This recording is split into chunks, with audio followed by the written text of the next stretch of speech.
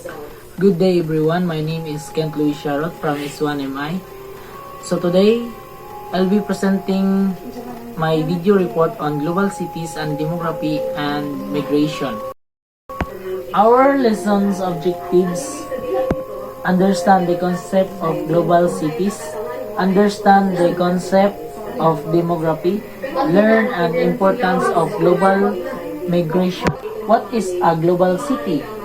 A global city is a major urban center that influences global economics, politics, culture, and communication. It is a hub for national, corporation, finance, and innovation.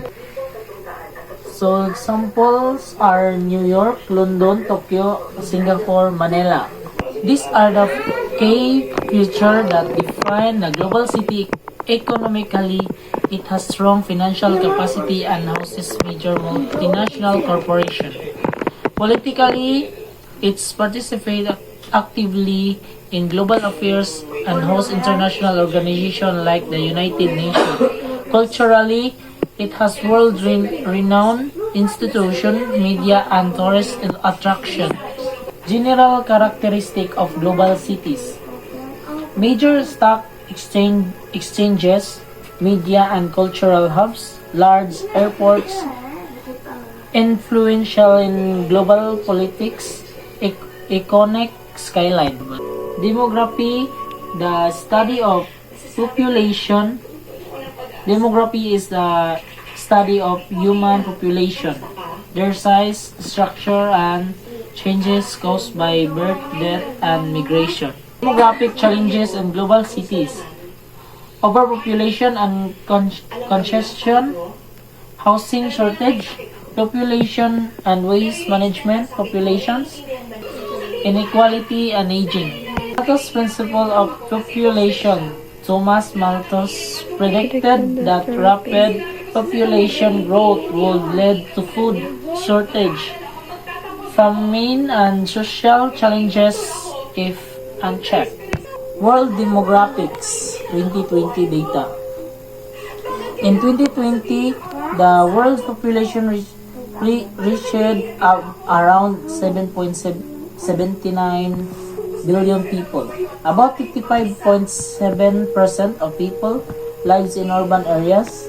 The average life expectancy was 73 years and the infant mortality rate was 26 deaths per 1,000 lives birth. These numbers show how population patterns differ around the world. Global migration.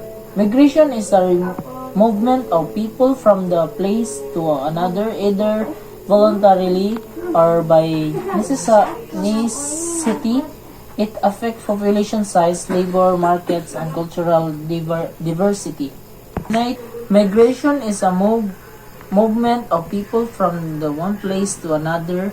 Some people migrate voluntarily for better education, jobs, and opportunities, while others migrate out of necessity, war, poverty, and disasters.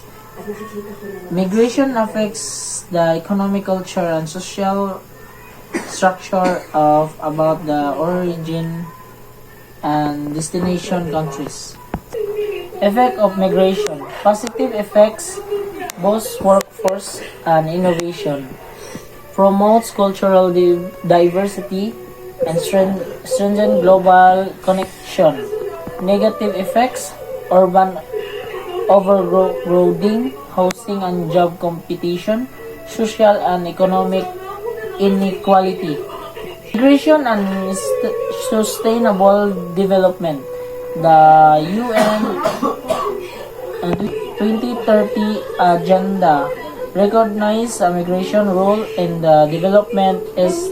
SDG 10.7 promotes safe, orderly, and responsible migration policies.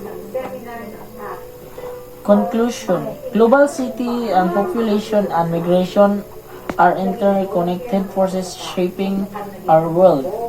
Our goal: build build livable, inclusive, and sustainable cities. And that's all. Thank you.